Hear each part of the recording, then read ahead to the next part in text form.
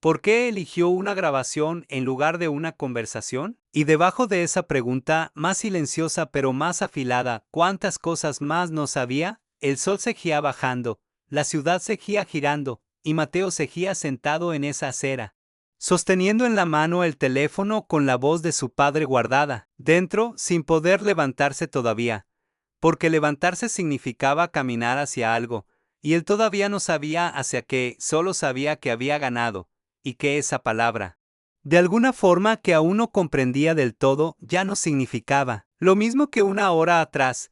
Para entender lo que Mateo hizo, hay que entender primero lo que Mateo era.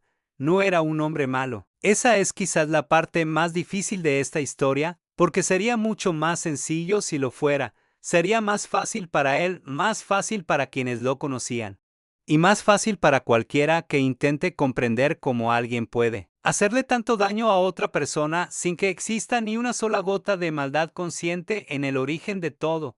Pero así funciona a veces el daño más profundo.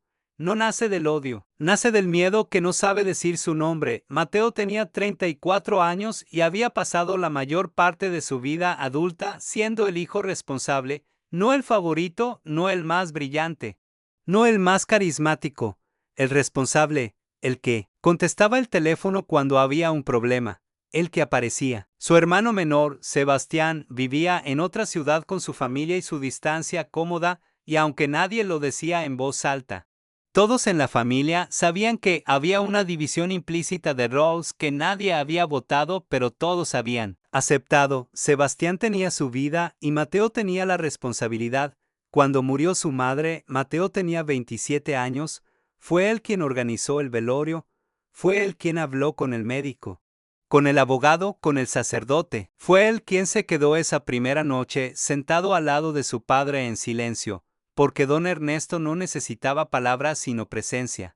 Y Mateo siempre había sabido dar presencia, aunque no supiera dar mucho más. Después de eso, su vida y la vida de su padre se entrelazaron de una manera que con el tiempo dejó de sentirse como elección y empezó a sentirse como destino. Mateo tomó las riendas del negocio familiar de una empresa de distribución mediana, lo suficientemente sólida para sostener a la familia, pero lo suficientemente frágil para requerir atención constante. Aprendió a leer balances, a negociar con proveedores, a resolver los problemas antes de que don Ernesto se enterara de que existían. Se convirtió, sin haberlo planeado, en el eje sobre el que giraba todo, y don Ernesto lo dejó serlo, con gratitud, con confianza, con ese orgullo callado que los padres de cierta generación expresan haciendo las cosas que hacen en lugar de decir las palabras que no saben decir. Eso era suficiente para Mateo. Durante mucho tiempo, eso fue suficiente. Luego, llegó un martes por la mañana con una carpeta con sus certificaciones y una puntualidad que don Ernesto comentó esa misma noche en la cena, sorprendido y satisfecho en igual medida. Mateo la conoció brevemente ese primer día, le pareció competente, le pareció discreta, le pareció, en general, exactamente lo que debía ser una profesional haciendo su trabajo. Durante las primeras semanas no pensó mucho en ella,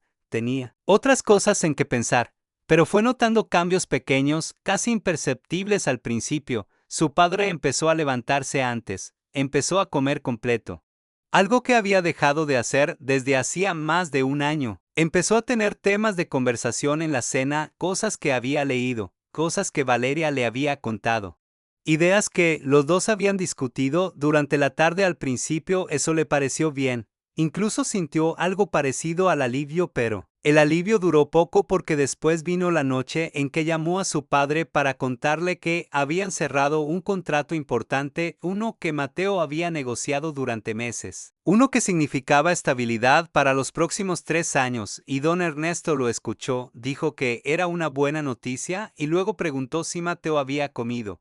Y después la conversación terminó, natural, breve, sin la resonancia que Mateo esperaba. Sin haberse dado cuenta de que la esperaba, colgó el teléfono y se quedó mirando la pantalla. Algo no estaba bien, algo había cambiado, no podía nombrarlo todavía, pero lo sentía en ese espacio inexacto entre el pecho y el estómago donde uno guarda las cosas que todavía no está listo para pensar. Con el tiempo empezó a nombrarlo, aunque nunca en voz alta. Lo que sentía era esto: su padre ya no lo necesitaba de la misma manera, y sin esa necesidad.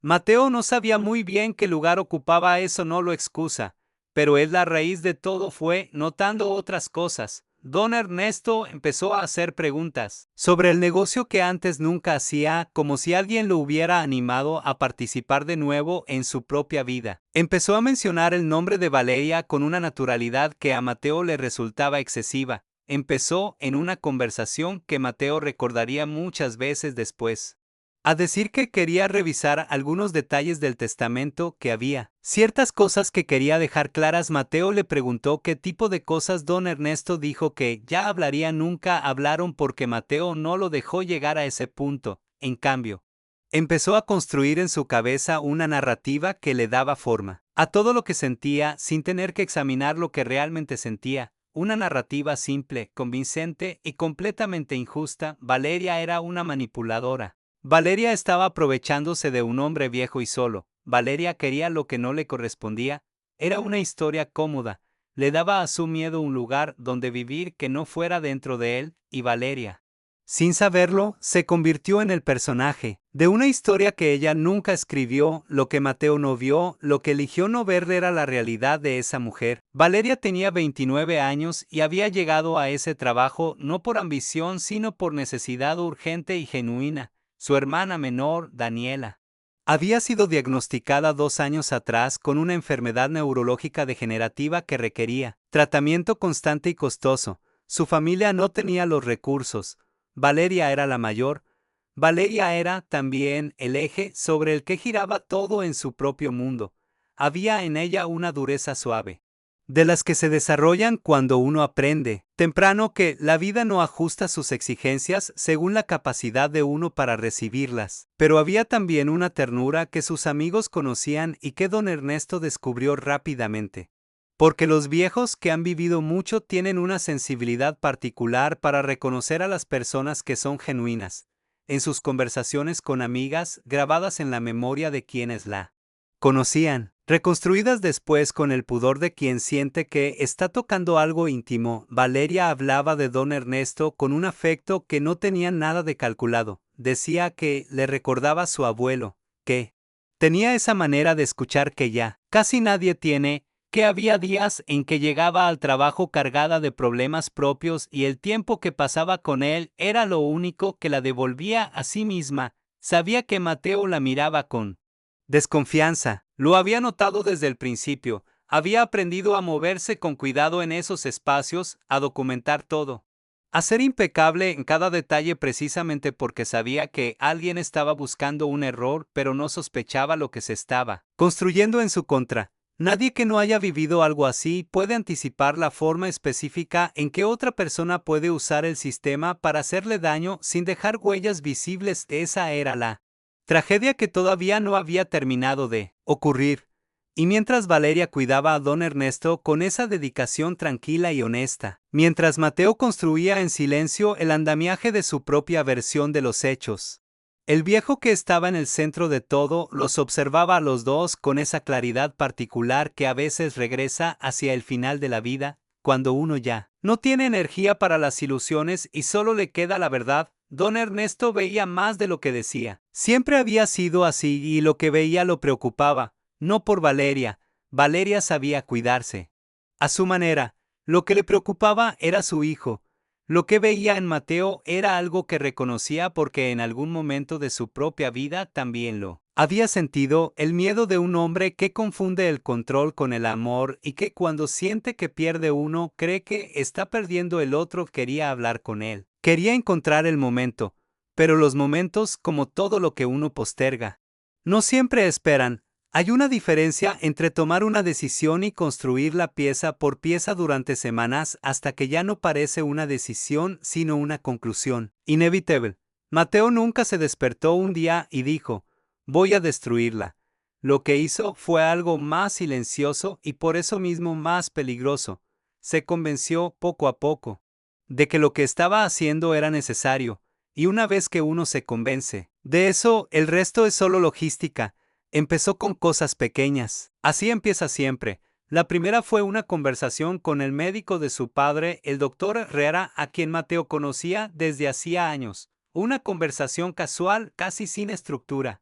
Del tipo que ocurre en los pasillos y que nadie anota en ningún registro. Mateo mencionó que había notado ciertas irregularidades en el horario de los medicamentos, que algunas noches su padre parecía confundido de una manera que no correspondía con su diagnóstico, que no estaba señalando a nadie, por supuesto, pero que como hijo responsable sentía que debía mencionarlo. El doctor Herrera escuchó, asintió, dijo que lo tendría en cuenta. Mateo salió de esa conversación sintiéndose aliviado, no culpable, aliviado. Eso debería haberle dicho algo sobre el estado en que se encontraba.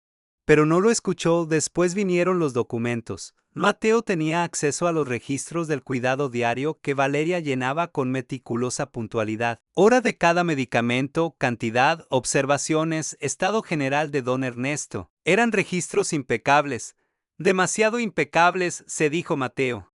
Como si la perfección misma pudiera ser sospechosa cuando uno ya ha decidido sospechar. Buscó inconsistencias. Las buscó con la determinación silenciosa de alguien que sabe que, si busca suficiente tiempo en cualquier lugar, encuentra algo, y encontró un martes en que el registro indicaba que el medicamento de las 3 de la tarde había sido administrado a las 3:17 minutos. En cualquier contexto razonable, un detalle insignificante.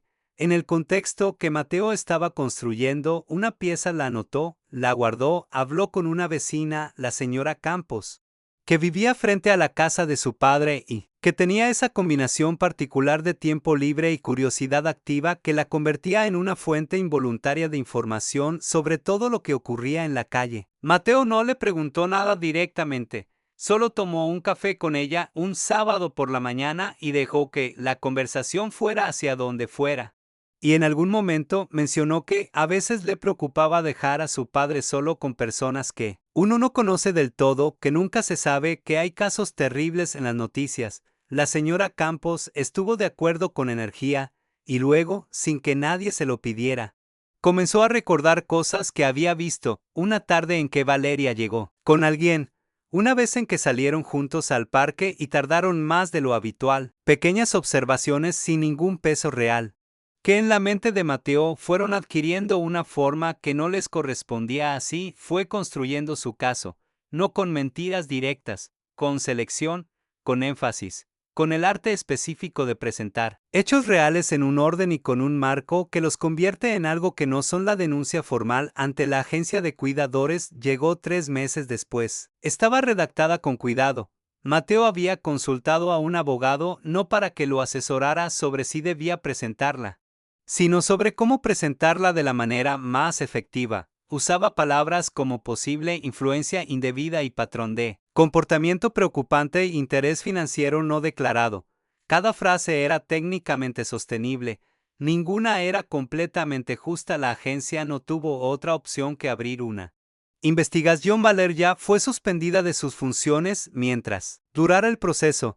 Le avisaron un miércoles por la tarde con una llamada que duró menos de 4 minutos. Después de colgar, según supo Mateo mucho tiempo después por una fuente que preferiría no haber tenido, ella se sentó en su coche durante casi 1 hora sin encender el motor. No lloró. O si lloró nadie lo vio. Solo se quedó ahí sentada, procesando la información con esa quietud de quien ha aprendido que los golpes no avisan y que el pánico no ayuda. Lo que Valeria no sabía en ese momento, lo que no podía saber, era que durante su suspensión, en la casa de don Ernesto, algo comenzaría a romperse de una manera que ningún documento podría reparar. Don Ernesto preguntó por ella al día siguiente. Mateo le dijo que había tenido que atender una emergencia familiar y que estaría fuera unos días. Su padre asintió, pero algo en su mirada indicaba que la respuesta no le había resultado completamente creíble, y Mateo lo vio y eligió no ver que lo había visto la semana siguiente. Don Ernesto preguntó de nuevo. Mateo repitió una versión similar de la misma historia, ligeramente ajustada. Don Ernesto volvió a asentir.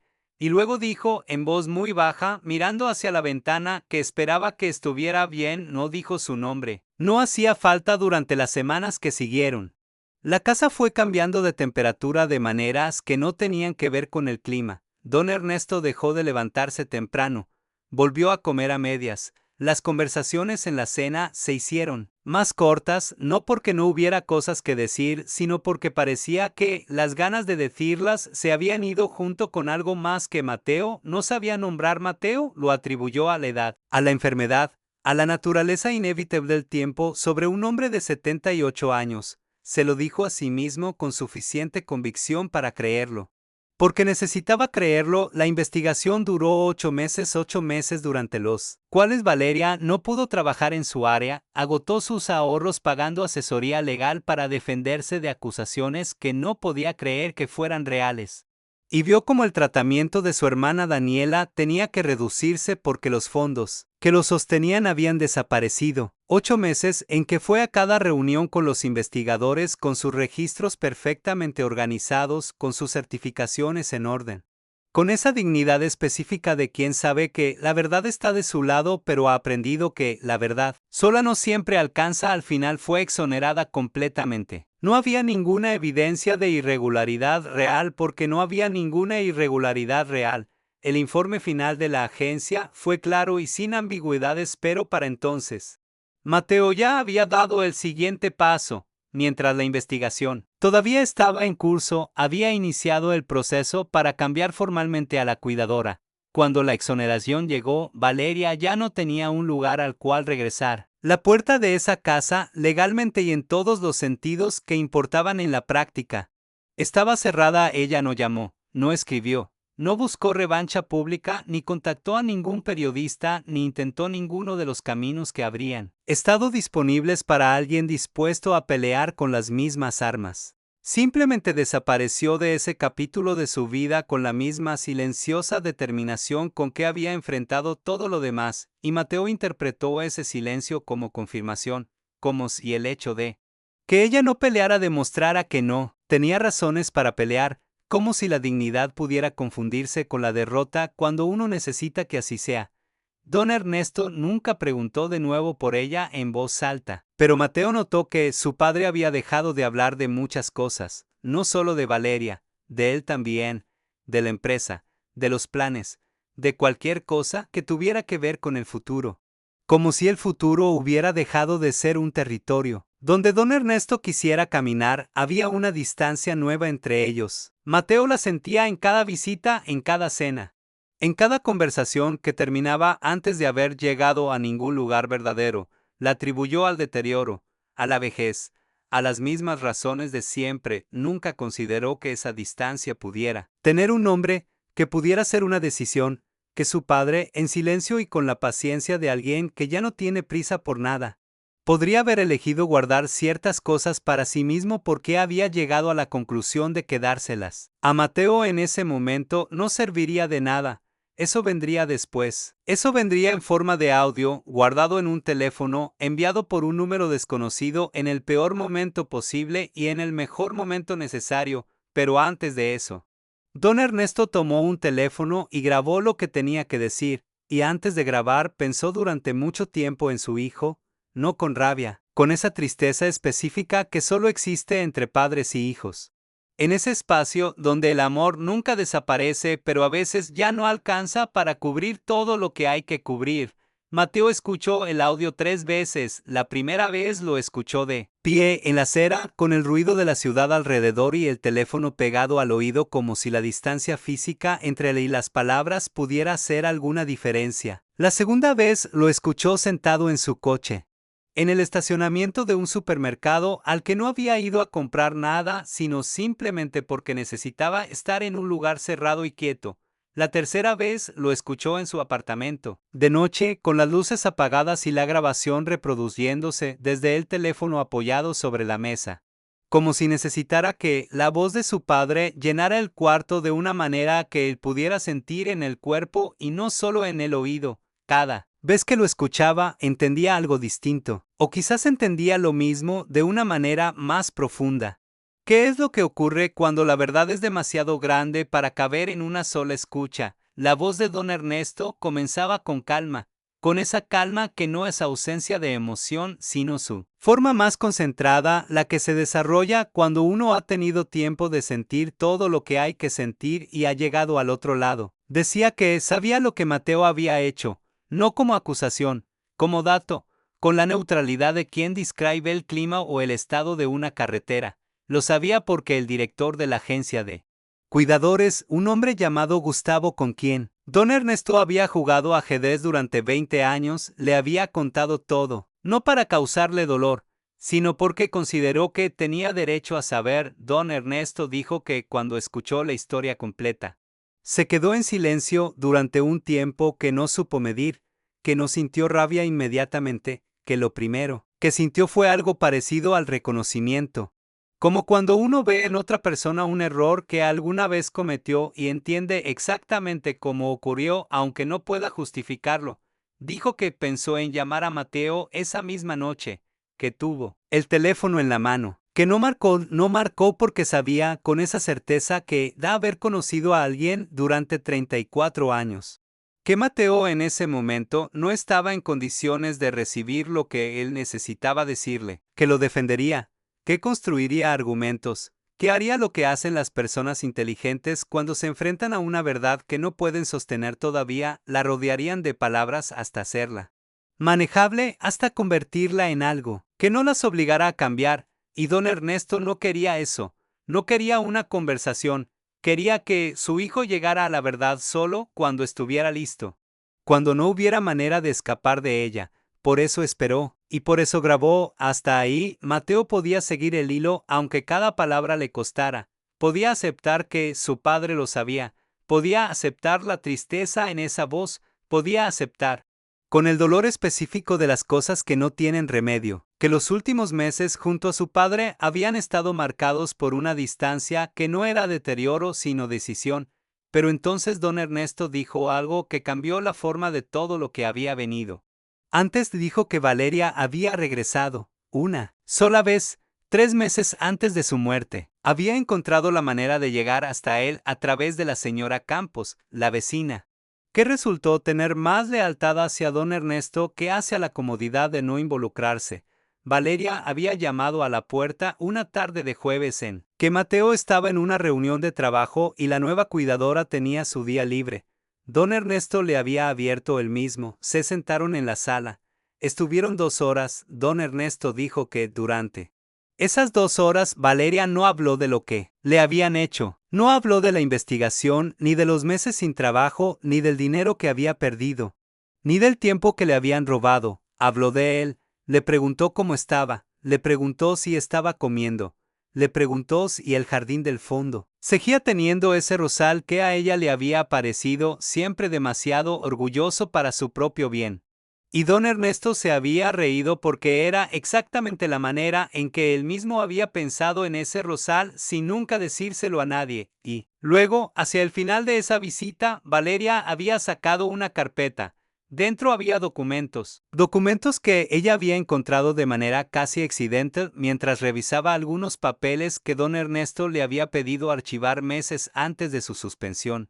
Papeles que llevaban su nombre pero que tenían firmas que no eran la suya, y números que no correspondían a ninguna operación que ella pudiera identificar. Documentos que había guardado sin saber exactamente por qué. Con ese instinto de las personas ordenadas que conservan cosas porque algo en ellas dice que podrían importar y M portaba N.L, o que esos documentos revelaban era esto, un ex socio de don Ernesto, un hombre llamado Rodrigo que había salido de la empresa años atrás en términos aparentemente amistosos. Había estado extrayendo dinero de la empresa a través de una subsidiaria que figuraba en los registros como inactiva, pero que en la práctica canalizaba pagos hacia cuentas que no correspondían a ningún proveedor real. Era un mecanismo pequeño pero constante, del tipo diseñado para no llamar la atención en ninguna revisión superficial. Llevaba funcionando casi 4 años. Mateo no lo había visto. Había manejado la empresa con dedicación y competencia, pero había heredado también la confianza que su padre tenía en las personas del círculo cercano. Y esa confianza lo había vuelto ciego en exactamente el lugar donde necesitaba ver. Si ese mecanismo hubiera continuado otros 2 o 3 años, el daño habría sido irreparable. La empresa no habría quebrado de golpe, sino de la manera más cruel, lentamente, inexplicablemente.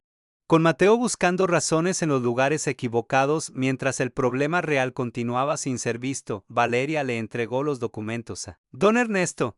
Le explicó lo que había encontrado con la misma claridad tranquila con que hacía todo, y luego dijo algo que don Ernesto repitió en la grabación con una precisión que indicaba que lo había guardado palabra por palabra porque sabía que algún día tendría que entregárselo a alguien. Ella dijo: no te digo esto para que me devuelvas nada. Te lo digo porque es tuyo y porque mereces saberlo. Lo que pasó entre tu hijo y yo ya pasó, pero esto no tiene que ver con eso. Esto tiene que ver contigo. Don Ernesto había actuado de inmediato, con la discreción que lo caracterizaba y con la red de contactos que 78 años de vida honesta le habían construido. Inició el proceso de separar a Rodrigo de cualquier vínculo restante con la empresa y cerrar la subsidiaria. Lo hizo sin decírselo a Mateo, lo hizo solo, en silencio, con la ayuda de un abogado de confianza que entendió que había razones para no hacer preguntas innecesarias. La empresa que Mateo creía haber protegido, la empresa que era el centro de todo lo que había justificado durante 2 años, había sido salvada por la mujer a quien él había intentado destruir en la grabación. La voz de don Ernesto se quebró por primera y única vez en ese punto. No fue un llanto, fue una pausa. El tipo de pausa que ocurre cuando las palabras que exigen pesan demasiado para llevarlas sin detenerse un momento. Y luego dijo lo que dijo que Valeria había tenido en sus manos todo lo necesario para dañar a Mateo de maneras que habrían sido difíciles de reparar. Los documentos de la empresa como evidencia de su negligencia, la historia completa de lo que le había hecho a ella como munición pública, el nombre de la familia, la reputación que Mateo tanto cuidaba. Todo eso había estado disponible para ella en el momento en que más razones tenía para usarlo, y no lo había usado no porque no pudiera, sino porque había elegido no hacerlo, porque había decidido que el daño que eso causaría no era el tipo de cosa que ella quería tener en su historia, independientemente de lo que él tuviera en la suya. Don Ernesto dijo con esa voz rota y tranquila al mismo tiempo: no sé cómo explicarte a esa clase de persona, Mateo, solo sé que es mejor que los dos. Y luego, después de otra pausa, dijo: lo último dijo que lo quería, que siempre lo había querido, que nada de lo que había descubierto había cambiado eso ni un gramo, pero que había aprendido tarde, demasiado tarde. Que querer a alguien y conocerlo de verdad son dos cosas que uno puede creer que son lo mismo durante muchos años antes de descubrir que no lo son. Dijo que esperaba que este momento, el momento en que Mateo escuchara esto, llegara cuando todavía hubiera tiempo de hacer algo con ello, no para reparar lo irreparable, sino para no seguir siendo la misma persona que lo había hecho. La grabación terminó, el cuarto estaba en silencio, Mateo no se había movido. Las luces seguían apagadas, el teléfono sobre la mesa había vuelto a su pantalla oscura como si también necesitara un momento de afuera. La ciudad seguía haciendo sus ruidos nocturnos. Adentro, un hombre estaba sentado en la oscuridad tratando de encontrar el borde de algo que no tenía borde visible, tratando de ubicarse dentro de una historia que creía conocer y que resultaba ser completamente distinta, tratando de entender qué hace uno cuando descubre que el villano de la historia que contaba era él, y que la persona a quien había tratado como enemiga lo había protegido de consecuencias que se había ganado por completo. No había respuesta inmediata para eso. No podía haberla, pero había algo más. Algo que su padre había dicho casi al pasar, casi como un detalle logístico dentro de todo lo demás. Y que sin embargo era lo que ahora ocupaba el centro de todo: los cambios en el testamento que Mateo había pasado 2 años combatiendo, los que había revertido esa misma mañana con su firma en una oficina gubernamental, habían sido la manera de don Ernesto de honrar a Valeria, de darle algo, cualquier cosa, porque sabía que ella nunca pediría nada, y Mateo, sin saberlo, lo había deshecho. Eso era lo que quedaba ahora sobre la mesa, junto al teléfono oscuro y el silencio y el peso de todo lo demás. No solo lo que había hecho hace 2 años, también lo que había hecho esa mañana, también lo que tendría que decidir hacer mañana. Si es que era capaz de decidir algo todavía de encontrar a Valeria, le tomó 3 semanas no porque ella se hubiera escondido, sino porque Mateo tardó ese tiempo en decidir que realmente iba a buscarla. Había mañanas en que se levantaba con la certeza de que era lo que tenía que hacer y noches en que se convencía de que quizás era mejor dejarlo estar, que quizás su presencia en la vida de ella sería un daño adicional disfrazado de gesto noble. Esa duda no era falsa modestia, era, por primera vez en mucho tiempo, una forma genuina de pensar en alguien más antes de pensar en lo que él necesitaba. Al final la encontró a través de la agencia que la había contratado originalmente, que después de su exoneración completa había mantenido su expediente activo. Trabajaba en una clínica de cuidados intermedios en una ciudad a 2 horas de distancia. Había rehecho su vida con la misma eficiencia silenciosa con que había enfrentado todo lo demás. Mateo llamó. Primero beso también le costó. Marcó el número 2 veces y colgó antes de que sonara. A la tercera lo dejó sonar. Valeria contestó al segundo tono. Cuando él dijo su nombre, hubo una pausa breve, no larga, solo el tiempo necesario para que ella procesara la información y decidiera cómo recibirla. Dijo, sin una sola palabra, sin calor y sin frialdad, con la neutralidad de alguien que ha aprendido a no gastar energía anticipando lo que todavía no sabe. Mateo le preguntó si podía verla.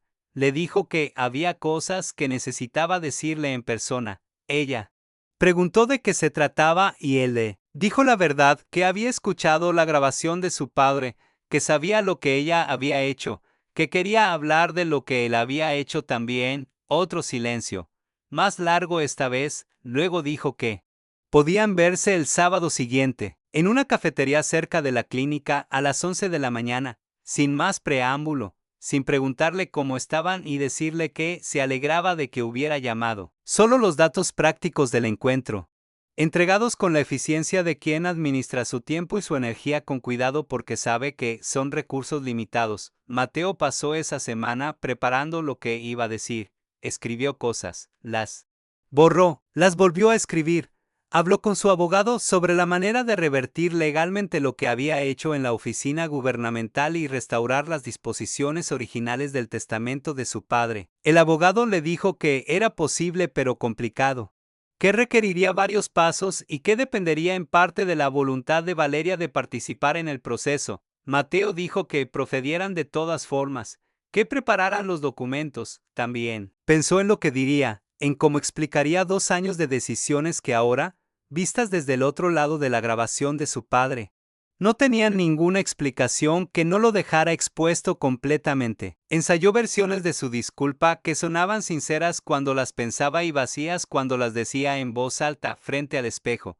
Descartó todas, decidió que simplemente hablaría, que no podía preparar algo así como si fuera una presentación de negocios, que lo único honesto era llegar sin guión. El sábado amaneció con un frío suave y un cielo blanco del tipo que no amenaza lluvia pero tampoco promete nada. Mateo manejó las 2 horas en silencio, sin música, con el teléfono en el soporte del tablero y la grabación de su padre guardada en él como siempre.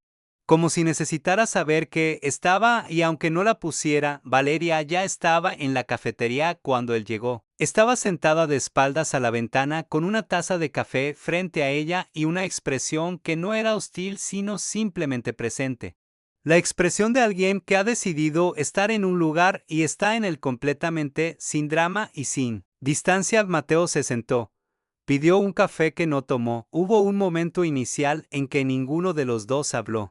Y ese silencio no fue incómodo de la manera en que los silencios suelen serlo cuando 2 personas no saben cómo empezar. Fue más bien el silencio de 2 personas que saben exactamente de qué van a hablar y están tomando un segundo antes de entrar en ello, porque saben que una vez que entran no habrá manera de quedarse en la superficie. Mateo habló primero. No usó ninguna de las frases que había ensayado. Dijo simplemente que lo que le había hecho estaba mal, que lo había sabido en algún lugar de sí mismo mientras lo hacía y que había elegido ignorarlo porque le resultaba más fácil creer su propia versión de los hechos que examinarla, que no había ninguna explicación que funcionara como excusa y que no iba a intentar hacerle ninguna, que lo que sentía por lo que había hecho no tenía un hombre que le hiciera justicia y que probablemente tendría que vivir con eso durante mucho tiempo. Valeria lo escuchó de verdad con esa atención completa que había sido su manera de estar en el mundo desde siempre. Cuando él terminó, ella no respondió de inmediato, tomó su taza, bebió un poco, la volvió a apoyar, luego dijo que había hecho las paces con lo que pasó hace bastante tiempo, no porque lo que él hizo hubiera estado bien, sino porque cargar con eso le costaba demasiado y ella necesitaba esa energía para otras cosas, para su hermana, para su trabajo, para su propia vida. ¿Qué había tenido que reconstruir desde un lugar más difícil del que esperaba, pero que era suya de todas formas? Dijo que no había guardado los documentos de la empresa con ninguna intención estratégica, que los había encontrado por accidente y que cuando entendió lo que significaban, la única pregunta que se hizo fue qué hacer con ellos, que la respuesta fue simple, dárselos a don Ernesto porque eran de él, que no había pensado en Mateo. En ese momento, que había pensado en el viejo que había cuidado durante meses y al que quería con una autenticidad que no necesitaba que nadie le creyera para ser real. Mateo escuchó esto y sintió algo que no supo nombrar con precisión. No era alivio, era algo más parecido a la vergüenza que ya no duele como herida sino como peso. El tipo de peso que uno aprende a cargar porque no tiene otra opción. Luego vino la pregunta. Valeria lo miró directamente y dijo: ¿Tú realmente creías que yo era culpable o necesitabas que lo fuera? La pregunta llegó sin agresión, sin el filo de quien quiere hacer daño. Llegó con la simpleza de quien quiere saber algo verdadero y ha decidido que puede permitirse preguntarlo directamente. Mateo no respondió de inmediato, no porque no supiera la respuesta, sino porque decirla en voz alta era diferente a saberla. Decirla en voz alta la hacía real de una manera que el silencio todavía podía posponer, pero el silencio también era una respuesta, y los dos lo sabían. Valeria asintió levemente, no con satisfacción, con algo más parecido a la comprensión de quien esperaba esa respuesta y no por eso le duele menos recibirla. Mateo sacó los documentos que había traído, los deslizó hacia ella sobre la mesa y le explicó lo que eran los papeles preparados por su abogado para iniciar el proceso de restaurar lo que el testamento de su padre había dispuesto originalmente. Le dijo que no esperaba que eso cambiara nada entre ellos, que no lo hacía para sentirse mejor, que lo hacía porque era lo correcto y porque era lo que su padre había querido y porque era lo único concreto que podía hacer. Valeria miró los documentos, los revisó brevemente con esa mirada práctica que tenía para todo. Luego dijo que los aceptaba, no como perdón, como lo que era lo correcto en términos prácticos, para el tratamiento de Daniela y para su propia estabilidad. Después, guardó los documentos en su bolso y dijo que tenía que volver a la clínica, que tenía un turno en 1 hora. Se puso de pie. Mateo también. Por un momento estuvieron de pie frente a frente en esa cafetería pequeña con el olor a café y el ruido suave de otros sábados ajenos ocurriendo alrededor, y Mateo pensó que debería decir algo más, que debería haber alguna palabra que cerrara esto de una manera que se sintiera completa, pero no la había. Algunas cosas no se cierran,